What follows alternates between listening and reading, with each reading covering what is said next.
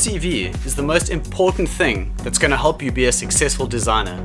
So why aren't any recruiters calling you back when you're sending it out to them? Hey, my name's Justin, and today I want to teach you how to create a killer design CV. And I might not be a recruiter, but since starting out as a designer back in 2010, I've sat through over 50 interviews, and ultimately I've worked as a designer in over 5 countries with some pretty big household brands. And it's all those tips that I've picked up along the way that I want to share with you today in this quick video. But before we get started, I want to touch on a few basics. First of all, before you apply for your job, you got to ask yourself, is this job right for me? Does it pay enough? And am I actually qualified to do the job? Don't jump on the bandwagon like everyone else, being like, oh, I'm gonna fake it till I make it. Imagine doctors said that, like, oh, I'm just gonna fake it till I make it. Imagine how bad that would be. So once you've done your homework and you've figured out if the job's actually right for you, then these are my 5 tips when it comes to creating a killer design CV. The first one is listing your job responsibilities instead of your accomplishments. Let's face it, if you read a CV, if you look at job responsibilities, they're never going to be as exciting as accomplishments that you've achieved. Also, when employers read your CV, they just want to know with absolute certainty that you're not going to fail or be a liability. So by listing your job responsibilities on your CV, it doesn't necessarily mean that you fulfilled those or excelled at them. But if you list your accomplishments there, that's a much more surefire way of proving to them that you're going to be worth your money. And that leads nicely into point number 2, okay? And mistake number 2 is not telling an engaging story. Alright, so when you are listing out your job accomplishments on your CV, don't just write your accomplishments, but even take it a step further, okay? So for each role, you might have like 5 accomplishments, but then pull out one at the top, and that might be your top accomplishment. So that makes it even more scannable. So when a recruiter looks at your CV and it's that one page, they can literally see each role, the highlight from each of those roles, and if that's engaging, it can pull them in, and then they can see your accomplishments. And if you look on the template that I've supplied in the description below, you'll see on that example, I've crammed my whole CV just onto one sheet of A4. And again, that's just because recruiters only really have 6 seconds to read your CV. So do away with a 4-page long document, stick it on 1 page and get to the point, tell that engaging story. And something else that you can do to keep your CV nice and concise and really engaging is, let's say you've got 3 roles on your CV, 3 jobs, and within each of those jobs you had similar accomplishments and you performed similar tasks.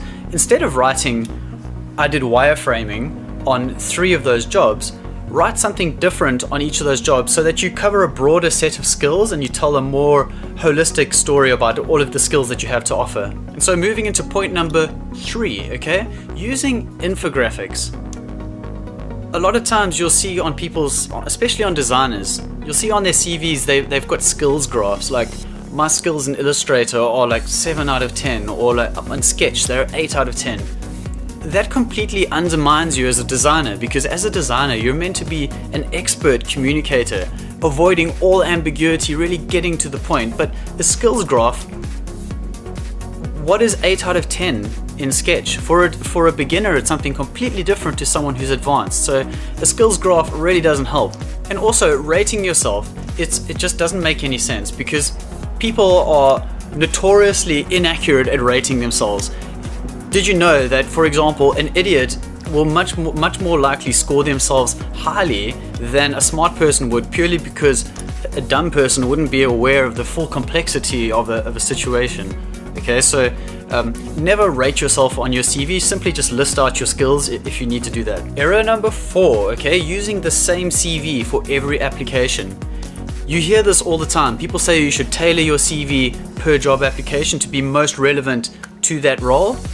Personally, I've actually never done that, and the reason I have never done that is because I had a different approach. I signed up to a whole bunch of different job alerts so that every night I'd be getting emailed all the latest jobs that were being posted on the job boards, and by reading all of those job alerts and those job descriptions, I could always see what were the most in-demand skills in my industry. And then every day when I went to work, I would literally write in my journal, okay, right, today I'm going to develop that skill. Today I'm going to do journey mapping, or today I'm going to conduct a user interview and I'm going to use InVision because I see that that's in demand. So that when I attended interviews, I knew that I had the skills to match. Okay, so my final error number 5 would have to be not including extracurricular activities on your CV. Those activities are not going to get you the job on your own. Okay, so just because you play basketball doesn't mean you're going to get the job, but it can help, because some extracurricular activities demonstrate skills that would be really handy in a UX designer. So for example, when I first moved to London, I signed up to a hockey club, and pretty soon I became the social media manager.